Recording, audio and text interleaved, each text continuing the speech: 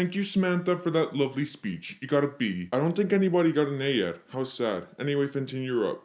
Alright, fellow class. Hiccup. Mates, my speech is on Hiccup, Christopher Columbus. So Christopher Columbus was an Hiccup, an Italian explorer, navigator, and colonist who completed Hiccup 4 voyages across the Atlantic Hiccup Ocean. He led the first Hiccup European expeditions to the Caribbean, Hiccup in Central America and South America, Hiccup initiating the permanent Hiccup European colonization of the Americas. That's all I copied, researched. Thank you for listening. Alright, Fintan, you got an A, but only because you mentioned the hippos. I love hippos.